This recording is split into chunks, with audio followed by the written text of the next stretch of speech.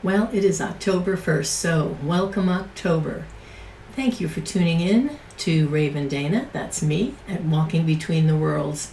Today is Class 4 of our fall series, Being Human in a Living Universe. So we've covered a variety of different topics, and today we're going to talk about the dark and the aliveness of the dark and the potential of the dark. So we're heading in, of course, to the dark time of year when there's longer night and less sun. And, we have some cultural things about darkness where light is somehow good and dark is bad, or how we have this fear of the dark and fear of the shadows. Now, of course, our ancestors had a good reason to be afraid of the dark if they were going to be eaten by animals in the middle of the night living in their cave, right? But here's the thing, even our ancestors, they found ways to be present to the dark. They would wake up, they would keep a fire going, they'd gather in the middle of the night and share dreams, gaze at the night sky, be in awe of what they could see. They actually had a relationship with the dark, even though there were certainly things in the dark to fear. But there were also things in the daytime to fear. So being with the dark or relating to the dark is not something that's new. It's something that's very, very old. But we have built up a whole culture around being afraid of the dark and the shadows and what lurks in the shadows, right? So, we've been taught to fear that. And I want to reframe it a little bit for you today. And I also want to talk about the shadow side of our own nature and how we fear our own shadow self, and a way around that, a way to actually integrate and work with our shadow aspects. So the darkness, of course, is alive. It's part of the living world.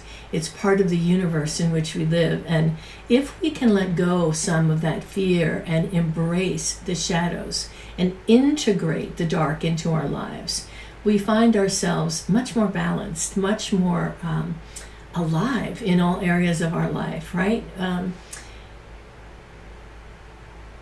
The dark is a vital part of life, and it is, think of the darkness of space as a canvas on which the stars paint the galaxy with their light. Think of the darkness of the womb. We all started in darkness. Consider the darkness of a seed placed underground. So we thrive and we grow and we develop in the darkness and then emerge into the light. But our return to the darkness, even on a daily basis when night falls, is a good and useful and sacred thing. Our senses become more alive and alert when the light is dim. And also there's a lot less electromagnetic stuff going on in our environment at night. So it allows us a little bit more ease in our nervous systems. So think about entering the darkness deliberately, about being in the quiet of the nighttime. If you are not living in an area where you can get outside and really be in the darkness, then sit in a darkened room. I mean, really dark. Close the drapes, turn off the lights, sit quietly, and just be with whatever comes up. If you're a little afraid, that's okay. Be with that.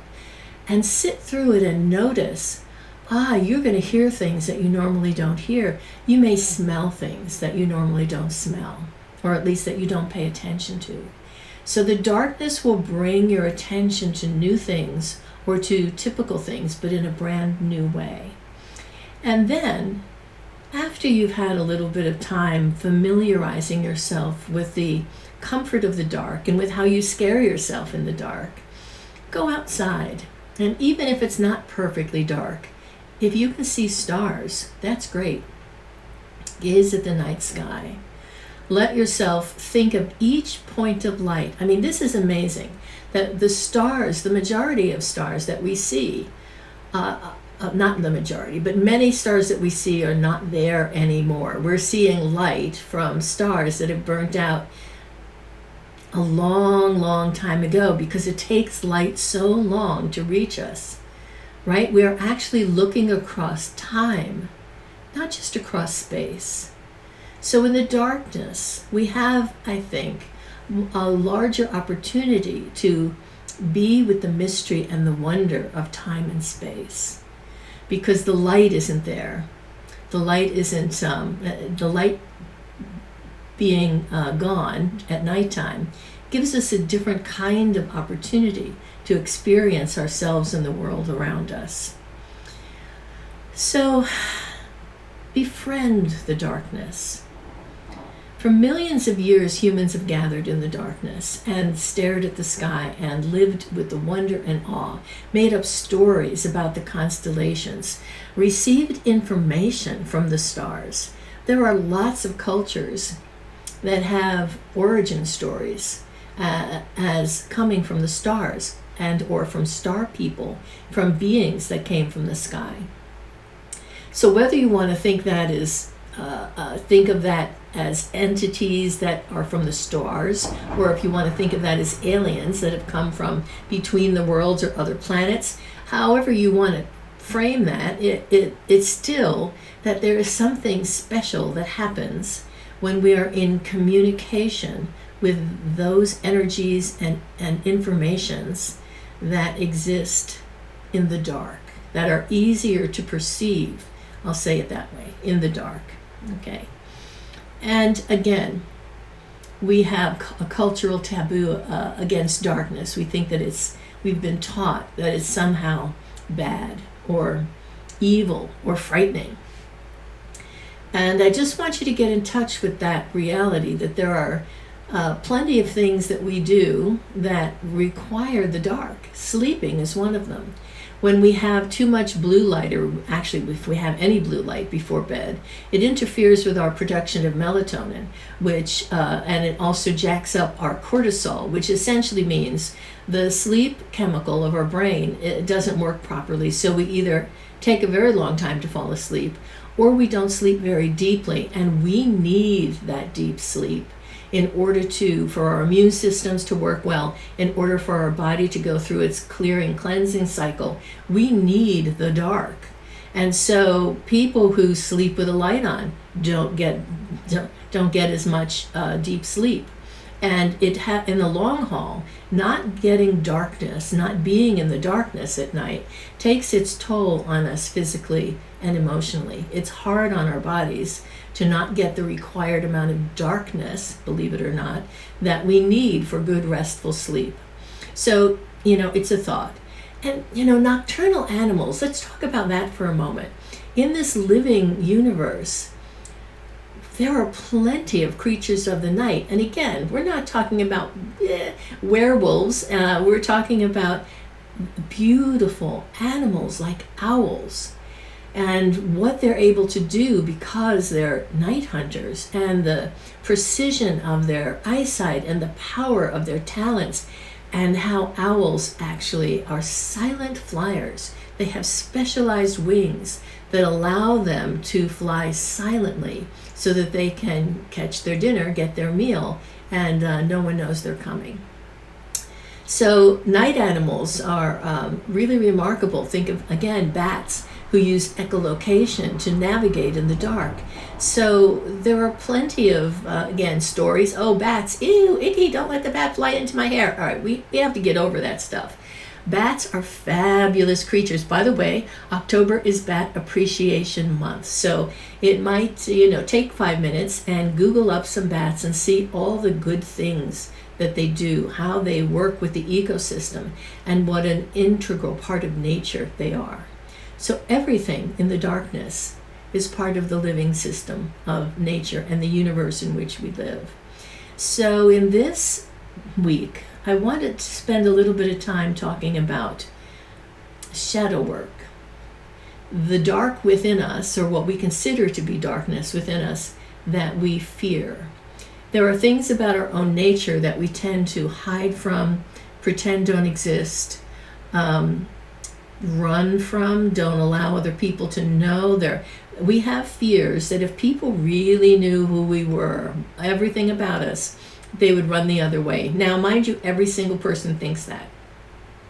So shadow work, looking at that which we don't like within us or that which we disown, is a useful and valuable part of integrating into our own lives the aspects of our nature that can either be an asset or a roadblock. One place to look for the shadow parts of our nature are when we take a good look at things that we repeat that don't work for us.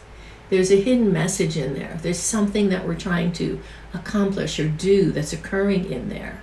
So repeating patterns of self-sabotage is a place to look for a part of our shadow nature.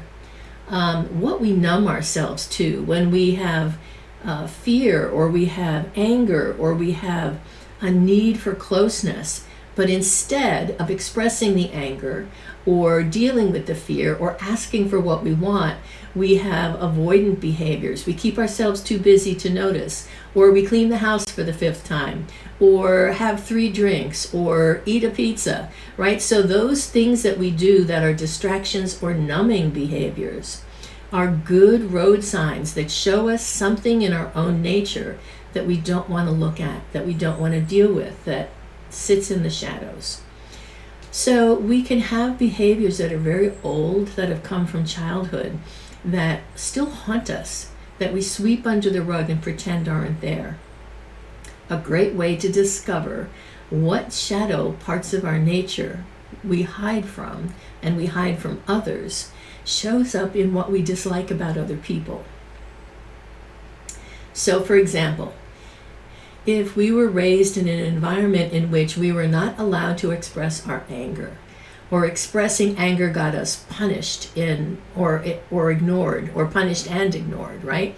If expression of anger was somehow painful, we might grow up to be a person who continues to repress anger, who may be sarcastic instead of expressing anger, who may be passive aggressive instead of expressing anger, who may be nice, pretending to be okay when we're not, instead of expressing anger.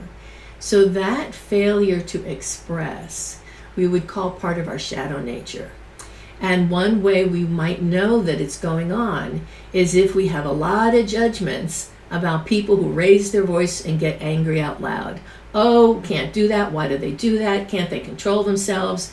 So when you catch yourself being judgy about someone, chances are very high that there's something that they're doing that you either don't let yourself do or judge yourself for doing that you don't want to own in your own nature. So it's a place to look. Clearly, we could spend a couple of weeks just on this subject. But in the context of this course, this little class, I just want you to become aware that the shadow aspects of the things in our awareness that are denied show up in ways that shoot us in the foot, right? So for example, let's just talk about if you go out for a walk, right? And you're not aware of your environment and it's nighttime and you're not paying attention, you might step into a hole, you might turn your ankle. You might scare yourself by walking up on an animal that's sitting in the tree. So the awareness, or the awareness is the important part of the equation, right? That even though we have aspects that live in the shadows, even though we might take a walk at night, it doesn't mean that we can't be aware of what's actually around us. Again, our ancestors were better than we are at being alert and aware in the night. They knew the sounds. They knew what it meant if certain sounds stopped, if the animals got quiet. They knew there was danger near or a predator near. They knew by the sounds of the wind what might be happening in the weather coming up in the rest of the evening. They knew all kinds of things that we have lost the skill for. Not because we couldn't know, but because we don't let ourselves be exposed to the experience. And again, the universe is alive, living around us. Every plant, every tree, everything that lives in the darkness has a voice, has energy, has a capacity to relate to us in a way that we might actually find intriguing and heartwarming and interesting rather than frightening if we allowed ourselves to have the experience. One experiment I would like you to do is see if you can find a dark skies park near you. There are a number of them across the country. Now, a dark skies park is a place that you can go where they don't have any external, they don't have regular lighting, right? They have some infrared lights, and they have some lighting that's pointed down at the ground so that your view of the sky is magnificent. And if you've never visited a dark skies park, or you've never been to the top of a mountain where there was really no other light to be seen, then you're missing out. There's an experience that you can have of being in the living darkness, the alive potential of the dark when you're visiting a dark skies place. So I suggest that you make a little pilgrimage. If you can't find a dark skies park near you, see if you can find a trail, a place in the woods, a place to drive to where you can sit quietly. Maybe if you live by the ocean, you can find a place to drive to and sit quietly where you can't see the lights of the city, but you can see the water and the moon and stars hanging over the water. That's another way that you can experience the darkness and the aliveness of it. Okay, so this is our conversation for today, to integrate that which is in the shadows, both within our actual experience of nighttime and the great outdoors at night, and also the shadow side of our own nature, which we tend to hide and deny and pretend isn't there. So take a look at what exists in the darkness that is a sacredness, that is a fertile ground for growth. Again, the womb is dark. The seed pushed in the ground is dark. The vastness of space is dark. And what we do with that darkness is relate to it, evolve in it, and it becomes that part of us where we find the silence and the balance from the busyness, daily, light-filled, doing. It gives us more of a direct line to the dreaming, to the being that we are, to the intuitive side of our nature. So I'm going to encourage you this week, as we kick off October, to get in touch with the living darkness, the aliveness of night, and the value in the dark of the things that you hide in your own shadows, and how you might actually bring them into your own awareness in a way where they serve you rather than frighten you. So again, I'm going to give you one more example of that. I'm thinking of somebody who had lots of issues with anger. Anger is a kind of favorite thing that people tend to hide in the dark or pretend that they don't have. So I'm thinking of someone who had terrible issues with expressing or even admitting their anger when they were angry. And after working on their shadow nature, after accepting the anger within them, and looking for what the anger was trying to teach them or show them or express through them, they decided that they were going to take on a volunteer job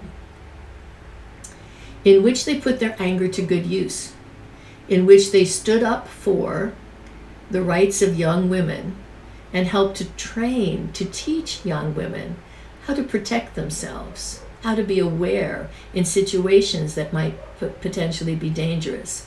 So they took their anger and they actually put it to good use and helped these young girls also express their own anger and use their anger to protect themselves. So this is one very small example of one way that something that you might hide from could be put to good use in the larger picture of your life. Okay then, thank you for tuning in today. I hope you enjoyed class number 4 on being human in a living universe. Please go out and find some time to be in the darkness and allow the sacredness of night to wash over you, to quiet your mind, and to give you that perspective of being connected to the infinite and the divine. Thank you for tuning in. and I'll see you next week for the 5th and final class in this series. Until then, enjoy your life. Thank you very much for tuning in. Bye now.